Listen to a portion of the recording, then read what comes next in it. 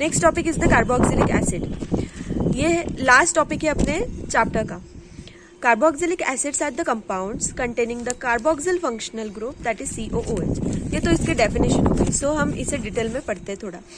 Carboxylic acid is a class of organic compound in which carbon is bonded to an oxygen atom by double bond. As you can see, carbon is bonded to the oxygen by double bond. Okay? And to a hydroxyl group by a single bond. और ये क्या है?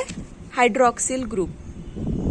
ये है hydroxyl group और ये bonded है single atom single bond से, as you can see.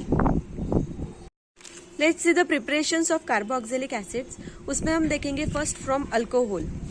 So the primary alcohol are readily oxidized to carboxylic acids with common oxidizing agents such as potassium permanganate, that is KMnO4, in neutral acidic or alkaline medium, or by potassium dichromate, that is K2Cr2O7, and chromium trioxide, that is CrO3. Okay. और हमें ये product, ये तो हमें पता ही है कि हम प्रिपरेशन ऑफ कार्बोक्सिलिक एसिड्स कर रहे हैं, इसलिए हमें प्रोडक्ट तो हर रिएक्शन में हमें प्रोडक्ट COOH ही मिलने वाला है। बट हमें इतना याद रखना है कि ये कैटालिस्ट कौन से हैं, ये इंपॉर्टेंट है। Second preparation is the from aldehydes. So oxidation of aldehyde in the presence of mild oxidizing agent like Tollens reagent and Fehling solution forms carboxylic acid. As you can see in the reaction, हमने ये Tollens test and Fehling test में भी देखा है। Tollens reagent क्या है?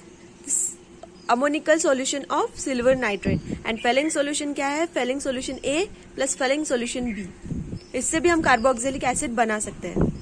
Next preparation is from alkyl benzenes.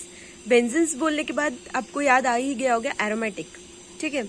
Aromatic carboxylic acid can be prepared by vigorous oxidation of alkyl benzene. This is alkyl benzene. ये benzene है और यहाँ पे R ग्रुप लगा है, मतलब अल्काइल ग्रुप लगा है, तो ये हो गया alkyl benzene.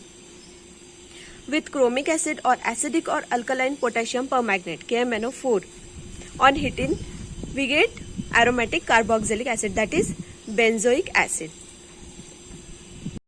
Next is from nitriles. Nitriles on hydrolysis in presence of dilute acids or bases forms amide, which on further hydrolysis gives carboxylic acid. As you can see, हमने यहाँ पे hydrolysis किया है। लिसिस मतलब water को हम break कर रहे हैं और उस वाटर को ब्रेक करके हमने क्या बनाया? अमाइड बनाया। अमाइड को फर्दर हाइड्रोलिसिस करके कार्बोक्सिलिक एसिड्स बनाया। Next is from alkenes. Alkenes मैंने बताया था, alkenes is double bond, alkynes is triple bond. In this reaction suitably substituted alkenes are oxidized to form carboxylic acid. On oxidation by using KMnO4, this is oxidizing agent. Let's see the physical properties of carboxylic acids. First is solubility.